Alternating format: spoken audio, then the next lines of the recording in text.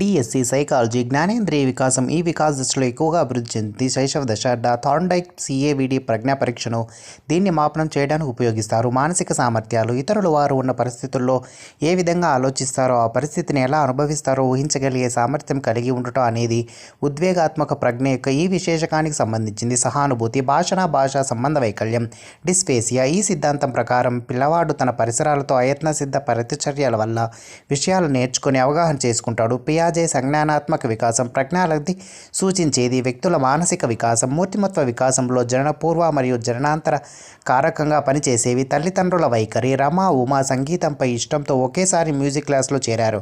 కానీ రమ ఉమ కన్నా బాగా పాడగలిగింది.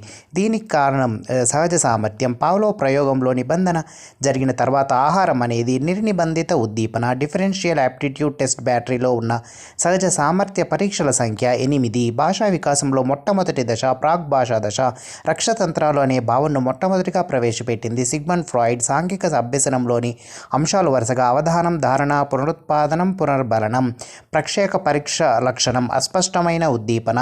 కరుణ ఉపాధ్యాయుడు చెప్పింది విని విషయాన్ని స్మృతిలో ఉంచుకుంది. ఇది ఈ రకమైన స్మృతి. నిష్క్రియాత్మక స్మృతి చామ్స్కీ సిద్ధాంతానికి సంబంధించిన సరైన ప్రవచనం. పిల్లలు పుట్టుకతోనే భాష నేర్చుకునే అంతర్గత సామర్థ్యాన్ని కలిగి ఉంటారు. ఎటువంటి శిక్షణ అభ్యసనం లేకుండా వ్యక్తి ప్రవర్తనలో క్రమంగా మార్పులు సంభవిస్తే వాటిని ఈ విధంగా పరిగణించవచ్చు.